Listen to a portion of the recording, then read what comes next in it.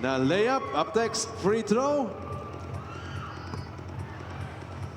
Medyo napalakas na onte, Francis. Ayan na, bordering pa. Up next, three-point shot naman. Still, you have 30 seconds. Ayan na! A lot of time left, Francis, para sa 1 million pesos. Ayan na! Oh! And there you have it, ladies and gentlemen, ang first winner ng Sports Plus Clutch Time Challenge. Walang iba kundi si Francis Ablan ng Santa Cruz, Ilocos Sur.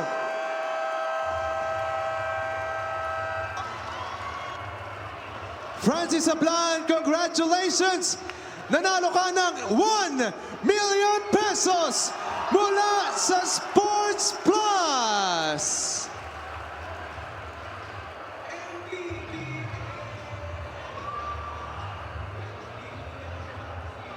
The San Jose Belmonte Gym in Bulacan for your Maharlika Pilipinas Basketball League. My name is Mika Abesamis at kasama ko ngayon ang ating Sports Plus 45-second clutch time winner of 1 million pesos. Walang iba kung hindi si Francis Ablan of Ilocos Sur. Congratulations, Francis. Siyempre gusto ko lang malaman, unang-una, ano yung una mong naisip nung nakita mong pumasok yung bola sa ring?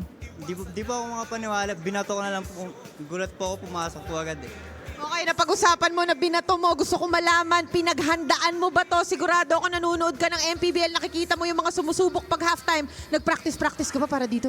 Hindi, gulat, di po, napasali lang po ako bigla. Pagpasok po dito, tapos hinila po ako agad eh.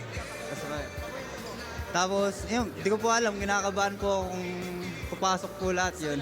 Pero tungkol dun sa mga, di ba, merong halftime shot, merong three-point shot. Ano ba dun talaga yung forte mo? Saan ka ba talaga magaling? Sa tres lang po. Yung half court mo, yung half court. Lahat, di po ako makapaniwala pumasok po yan. Sino ba mga kasama mo dito ngayon? Meron ka ba mga kasamang kaibigan dyan, mga fans? Yung mga fans ko dyan. Apo. Okay, dahil dyan, sino mga gusto mong batiin? Kanino mo gusto magpasalamat? Mabati po ako sa Ilocos sa Ablan family, tapos sa amin po sa Panabang family. Anong gagawin mo sa 1 million? Iipunin mo ba yan? Meron ka bang bibilin? Ililibre mo ba kami, Francis? Hindi ko po alam kung saan po ipupunta po. Kumbaga nanginginig pa siya, hindi pa siya makapaniwala dito sa napakagandang sorpresa syempre bigay sa atin ng Sports Plus. Once again, this is the 45-second clutch time challenge at ang ating winner, walang iba kundi si Francis Ablan of Ilocos Sur. Napakasaya! Si Del Bonito, anong masasabi nyo?